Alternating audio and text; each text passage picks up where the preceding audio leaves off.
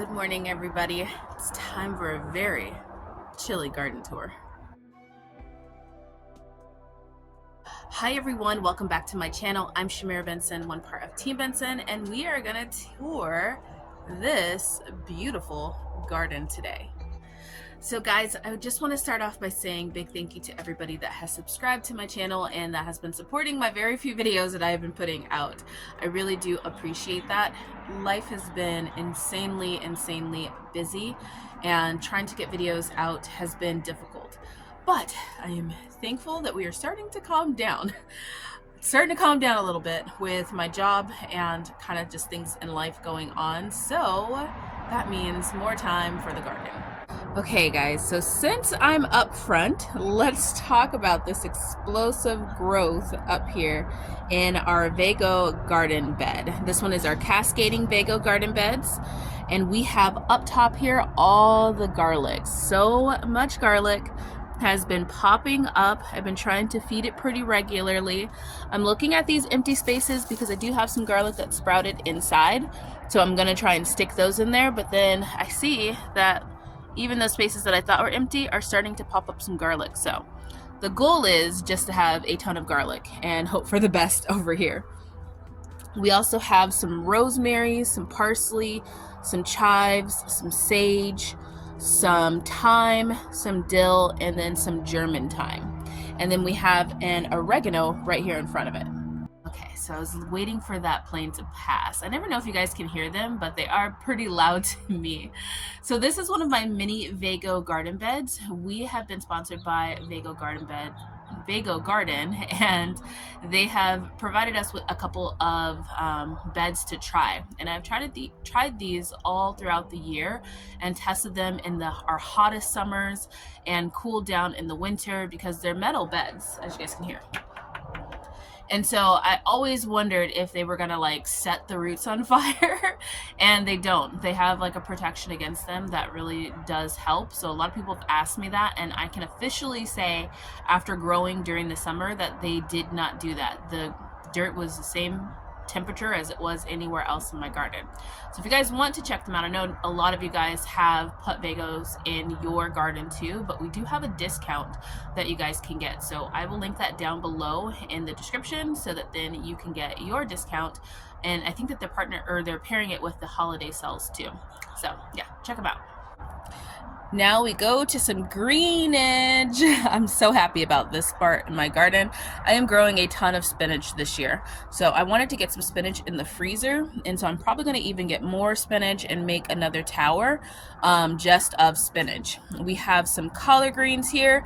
I'm not growing as many collard greens as I did last year, just because we had so many last year that we still have not finished yet. I'm growing some bok choy and some pak choy. Didn't grow that last year. We missed it a lot for our stir fries, but we'll have it this year. We're growing a lot of kale. Mr. Benson loves kale more than he loves collard greens.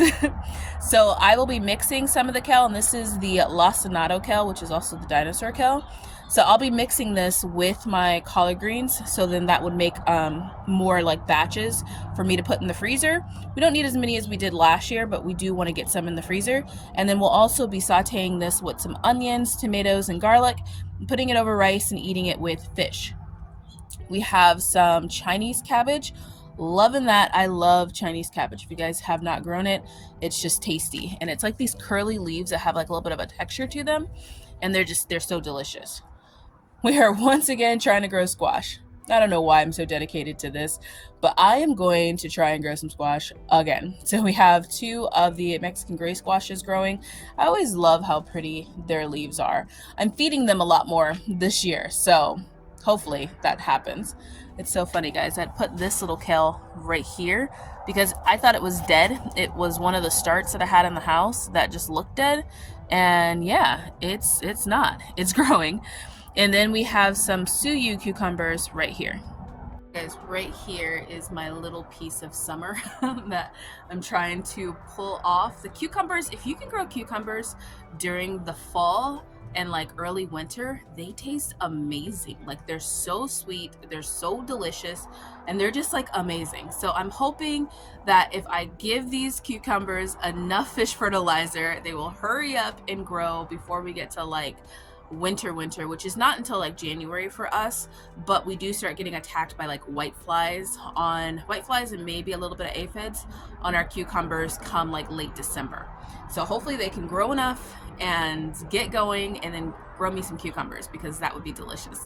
And speaking of taste of summer, we have some Roma tomatoes here. The one here died, so I think I'm gonna put some cucumbers in there. We have one right there, and then we have two over here. I still haven't planted out like my celery and some more peppers, and I think, like I said, I'm gonna do cucumbers, and not cucumbers, but carrots in that one. Also over here we have some Roma tomatoes right here that I'm hoping to grow out. I think I'm gonna put radishes right in front here. Either radishes or beets or some snowball turnips. We have eggplants there. This one is Big Nisi. She's one of our namesakes. That one is the Ichabod eggplant. We have some mint. This one is the chocolate mint, smelling delicious. And then we have some julep mint right here that's not loving these temps.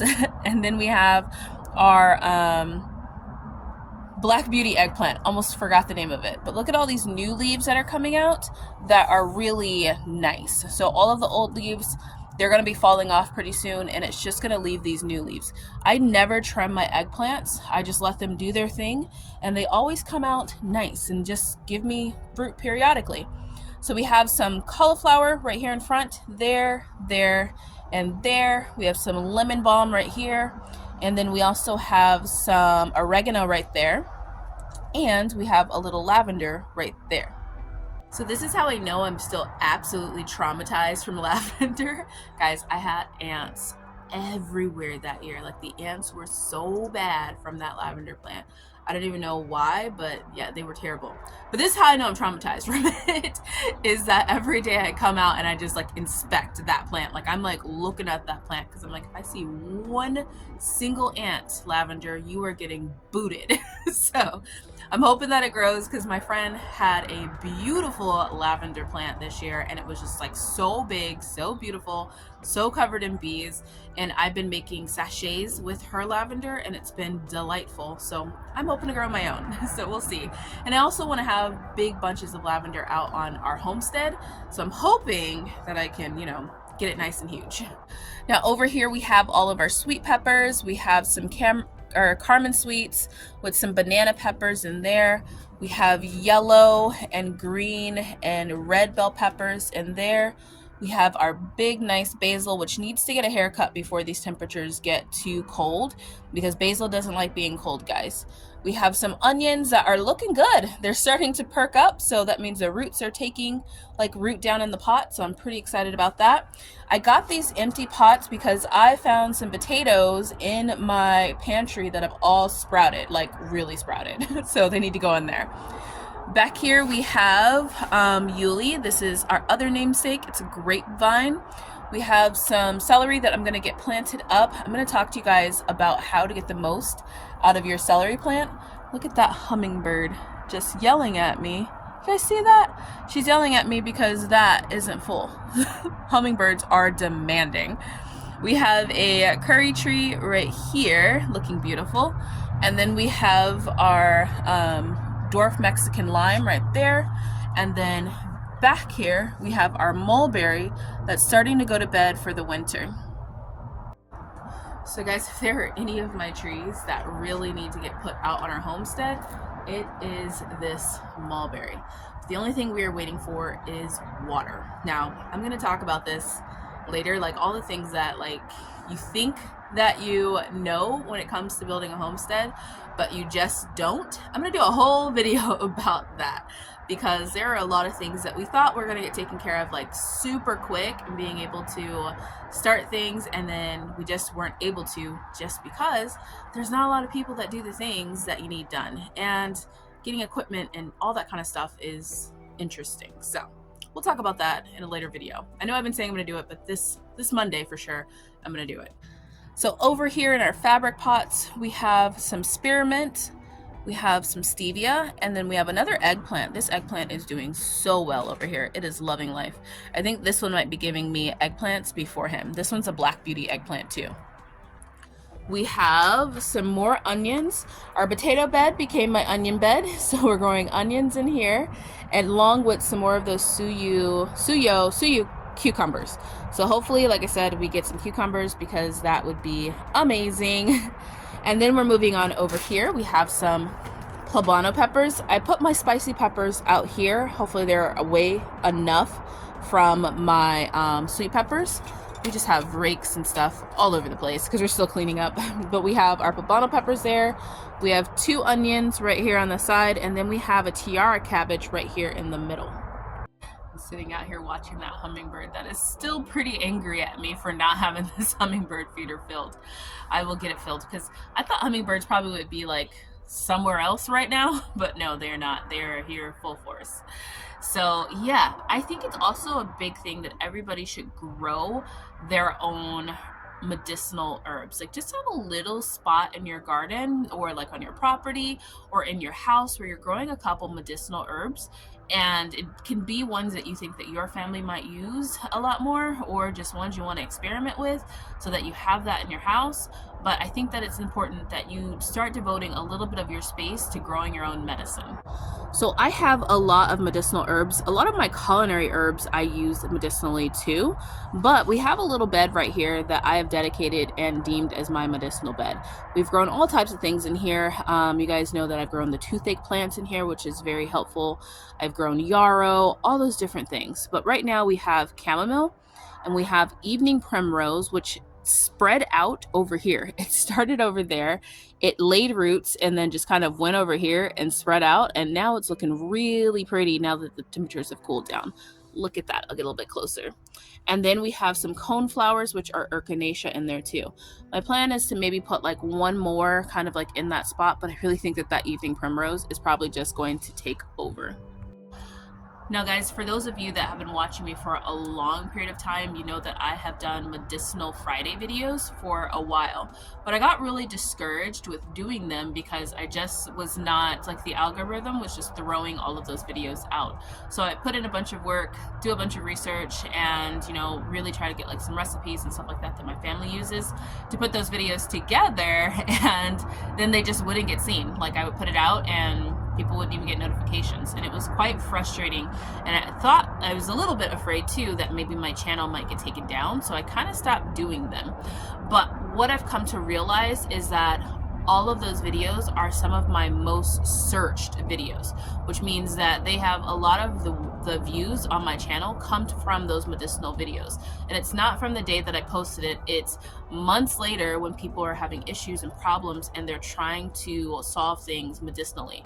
So I do want to get back to making those videos because I want that information to be out there for people. I think it's so important to be able to know how to heal yourself and heal your family, and just being able to grow those things and take those from your garden to your family's like medicine cabinet. So I will be doing those coming up here in the future too.